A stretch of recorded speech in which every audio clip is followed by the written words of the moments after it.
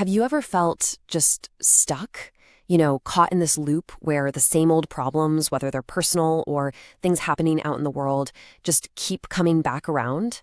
It's this feeling that I think we all know, that sense of being completely overwhelmed. So how do we break that cycle?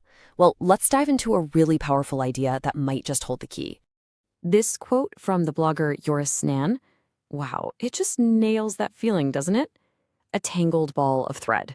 You can't see where it starts, you can't see where it ends, you just feel completely caught in the middle of it all.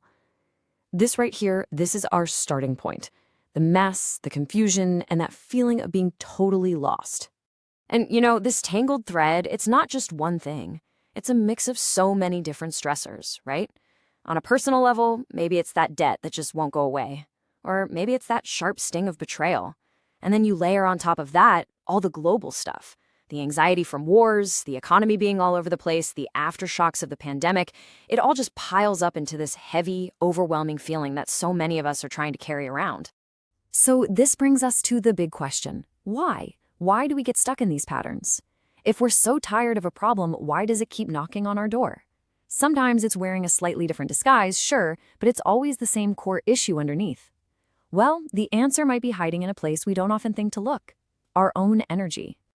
Okay, so according to the spiritual teacher, Bunda Arsaningsih, every single one of us is constantly sending out something she calls energetic radiation. The best way I think about it is like a personal broadcast signal. It's this invisible energy field that's created by whatever thoughts and feelings are most dominant for us. And just like a radio signal, it goes out and attracts frequencies that are on the exact same wavelength. And this whole thing operates on a really simple but totally profound law. Like attracts like. So what does that actually mean?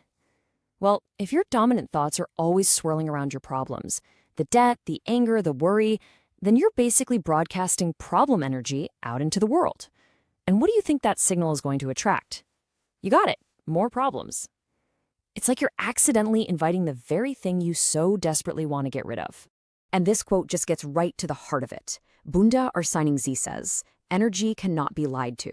You can tell everyone and yourself that you want a solution, but if your internal state, your radiation is basically screaming problem, problem, problem, that's what the universe hears. So if you really, truly want to change your life, you have to start by changing your broadcast signal."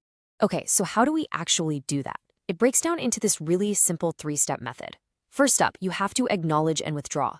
This just means catching yourself when you're stuck in the negativity and making a conscious choice to pull your energy back from it. Second, you set a new intention. This is all about active self-talk. The second you catch a problem-focused thought, you stop it and replace it with, "I am looking for a solution." And third, you radiate the solution. You just hold on to that new intention, trusting that by changing your signal, you're going to attract a completely different result. And when you start practicing this, it can lead to this massive breakthrough moment. The blogger Yoris Nan called it an "oh my god, finally I know my mistake" moment. And the realization that hits you is huge. For all these years, it was an unconscious focus on the problems that was fueling the whole cycle. It wasn't just a string of bad luck. It was a misdirected broadcast. But let's take this one level deeper, okay? What if these repeating issues aren't just about mismanaged energy? What if they aren't random misfortunes at all? There's this concept called the soul curriculum that completely reframes these challenges. It suggests that our lives are kind of like a school, and these recurring problems, well, they're the lessons we just haven't passed yet. This comparison really makes it crystal clear. On one side, you have the mindset of the failing student. They see problems as a punishment, feel like a victim, and just react with anger and frustration.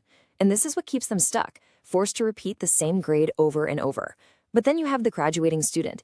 They see that very same problem as a lesson, something to be mastered. They take responsibility for their energy, they try to understand the pattern, and they get ready to, as they say in Indonesia, naik kelas, which basically means to level up or graduate to the next grade. All right, so let's wrap this all up with the key takeaways. First, remember your focus is a creative force. It is literally shaping your reality through this energetic radiation. Second, those frustrating problems that keep popping up, they're probably just lessons in your soul curriculum. Third, and this is the most important part, you absolutely have the power to break these cycles just by shifting your focus. And finally, this isn't passive. This change really requires a conscious, intentional effort that has to come from within. So, I'm going to leave you with this question. Let's go all the way back to that image of the tangled ball of thread.